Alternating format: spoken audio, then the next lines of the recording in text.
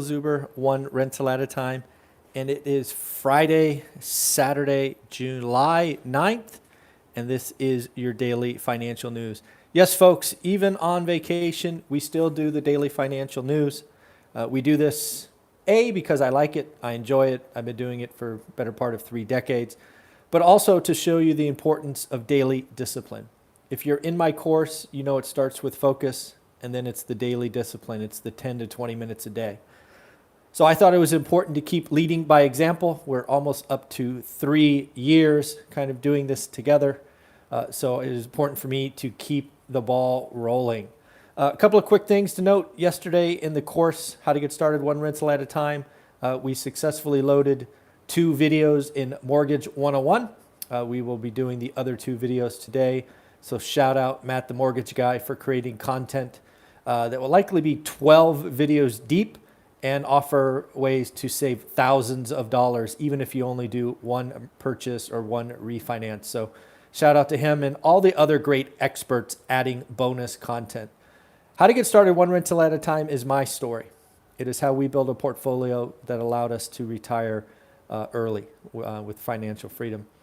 But to see all of the other experts add content like raising private money, creative financing, flipping, Mortgage 101, self-management, all of these other great content brings me so much joy. And I hope all of you enjoy the bonus content. You can expect a couple more videos today. I'm releasing a couple more in the flipping content and, of course, the ones in Mortgage 101. So also do yourself a favor. If you want to change your financial future with real estate, buy the course now because it is going to go up. I have a coupon code called June50 that, frankly, I was too lazy to change, so you can use it for a couple of more days. So that is at your disposal. As for the daily financial news, again, get up early. Lots of things to talk about. First and foremost, the 10-year note. The 10-year note is bouncing today. I don't really like kind of daily movements, but it bottomed out about 1.25, and last time I checked was trading north of 1.35. So pretty significant move, but we've really got to figure out what is going on. Is the economy expanding, right? Are we rolling into an expansion? Is it set up for failure? There's lots of things for us to think about. So probably more on that next week when we get going. A couple of other things kind of to note. We talked about airlines. I think it was, just before the 4th of July holiday, where they actually had more travelers than 2019. We're going to start hearing this a lot, folks. People are not going to compare to 2020. It was a year of shutdown, essentially, but they're going to compare to 19. So TSA cleared, I think it was 2.3 million people, July 3rd, if memory serves. But it just looks like hotels. Hotels also had a good 4th of July weekend. Again, a lot of domestic travel, not a lot of, Europe, Asia. People are traveling locally like I am. Folks wondering where we are, we're down in Southern California. Where are we? Dana Point, I think it is. Dana Point? I always forget. But anyways, it is pretty awesome. So again, hotels passed 2019 levels. Pretty cool. Earnings announcement yesterday came out after hours. Levi Strauss, right? The good old Levi's from the Gold Rush era. They actually highlighted that they beat earnings, top and bottom. They also raised guidance, raised dividend. And again, to talk about 2019 levels, they're within 3% of 2019 levels, and they expect to be there this quarter. So again, expansion. What do we got here? Let's do this one next. A couple of you pointed out that Wells Fargo canceled, closed all personal lines. It's interesting. You really can look at that one of 2 ways, right? You can look at Wells Fargo, one of the largest banks we have, and say, hey, why are they canceling? Do they see some deep, dark secret? Do they see risk building, eviction foreclosures, short sales, all of that stuff? If you want to look for that, if that's what your natural bias is, that is what you are going to read. Unfortunately, or fortunately, that is not what I see. If you don't know, Wells Fargo has been in the penalty box for bad business practices It is a pretty significant penalty box. They have to keep their asset values below a threshold. That has caused them to take abnormal changes. This is just one of those situations. This Wells Fargo canceling personal lines, I think, is nothing. There's no boogeyman. It's just a company that's in the penalty box that has to make choices. And right now they want to grow credit cards. And because they are under a cap, they have to shrink something else. It is that simple, in my opinion. Wells Fargo does not see some boogeyman out there that should scare all of us. If J.P. Morgan Chase or Bank of America did this, that would be a different story. Wells Fargo, penalty box, decisions that they would not normally make. That is what I read in that situation. Looks like Biden is signing some executive orders going after competition in big tech. It looks like big tech is taking it from all sides. I think I saw another article that the states are going after Google for antitrust and mobile app store and all of that. It is very likely in the next 3 to 4 years that big tech will have some interesting things going on with antitrust and things of that nature. So pay attention. I don't think anything short term, but this is a trend that started and not turning around. Looks like HSBC, European Bank, is recommending folks rebalance their portfolio. They are seeing an expansion ahead, going back to the 10-year note talk we had, right? Is it expanding? Is there trouble ahead? HSBC is saying, hey, good times ahead, kind of the roaring 20 talk that we've had before. What else? Oh, read an article about millennials. Millennials, being behind on the retirement. Millennials now, the oldest ones are turning 40. They've suffered the great financial crisis of '08. Now this, basically worldwide shutdown. But really the advice is for all of us, right? If you're behind, right? If you're behind saving for your retirement, this is what they recommended. First and foremost, accept where you are. Good advice. If you take my Get Your Money Right course, this is really the same advice. You got to know where you are, so you know where you're going.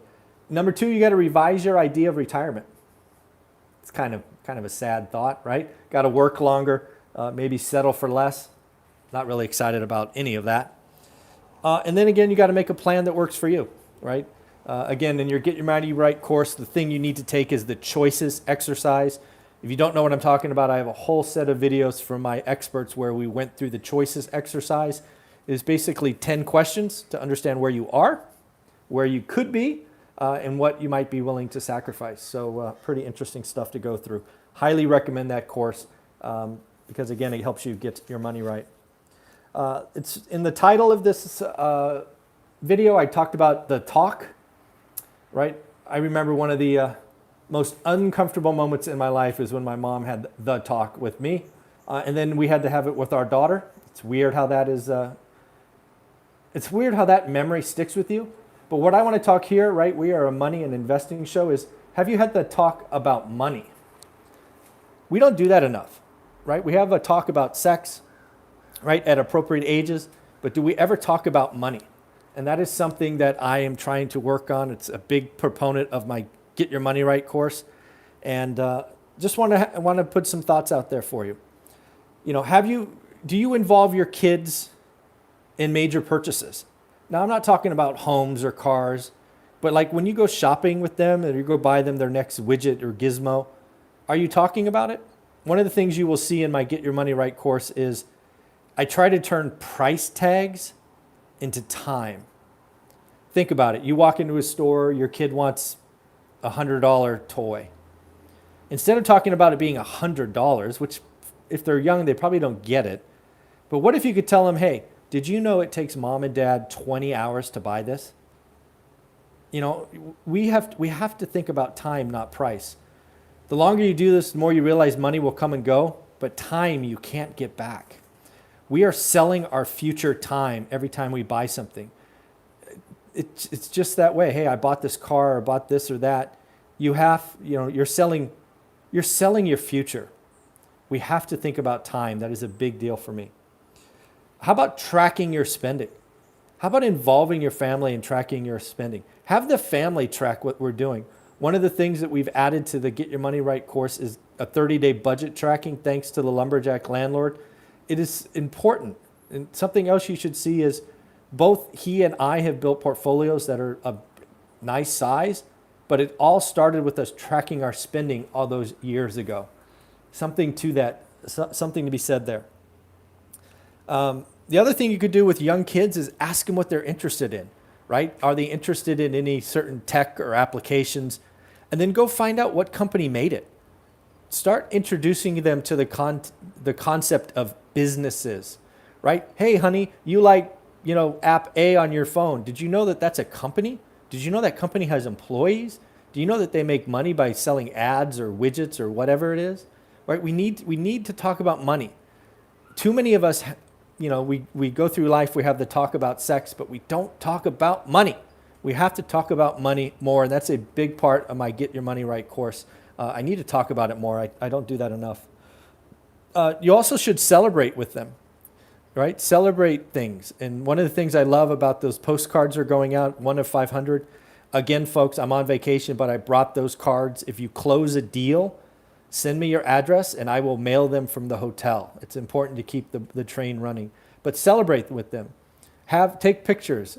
I love the fact that several of the videos or pictures I've gotten are from people standing in front of their investment house with their kids. That is awesome. Keep it up. Keep doing that. Celebrate them with them. Understand what's going on. Number 4, talk about debt. Maybe not when they're 6 or 7 years old, but talk about debt when they're teenagers. Hey, you want that car, right? I remember when I was young, I think it was an RX-7 I wanted. I had a poster on my wall. We should have been talking about debt, right? What does it cost to get it? 5, 7 years, whatever it is. I think I was making $4 an hour at the time, right? Somebody would have told me it would have taken me, 10,000 hours or whatever it is to buy that.